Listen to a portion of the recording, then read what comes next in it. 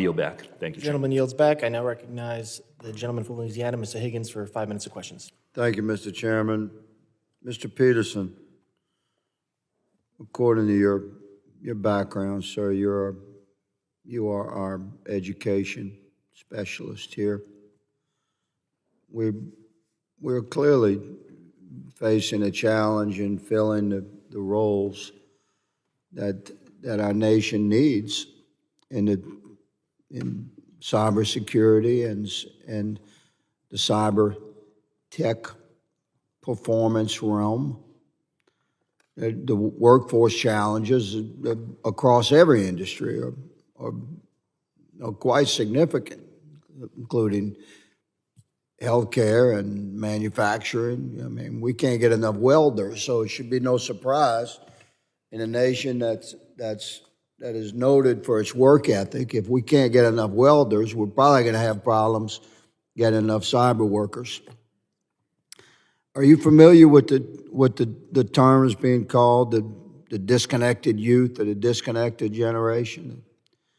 For the benefit of Americans tuning in, we're talking about an alarmingly large percentage of what's referred to as Gen Z that is neither working nor in school.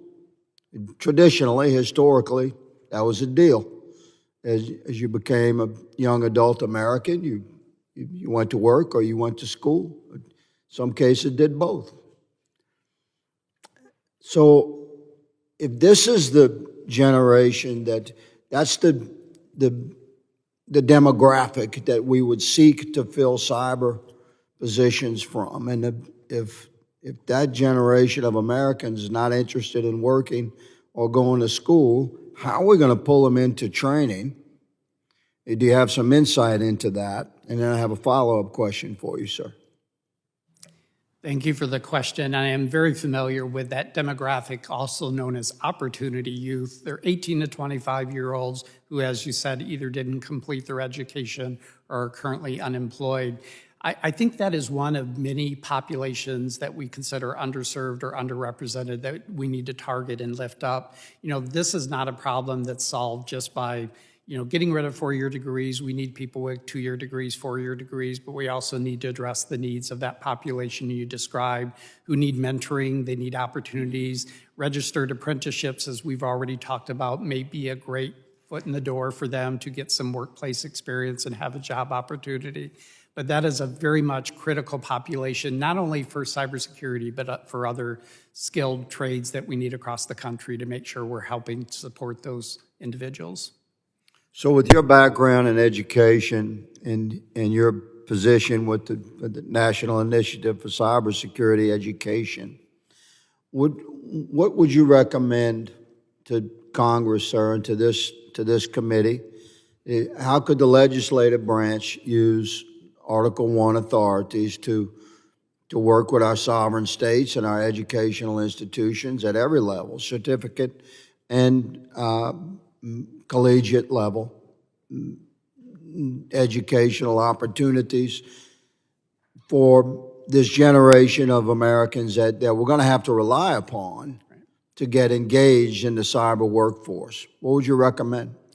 Yeah, so I would start with think locally, and you authorize NIST to give these grants called regional alliances and multi-stakeholder partnerships to stimulate cybersecurity education and workforce development in your communities. We gave out 18 grants this past year. We're about to announce 15 more community grants. Say that again, please, sir. You gave out what? 18 grants this past fiscal year, and we're about to announce 15 more based on an appropriation from the Congress.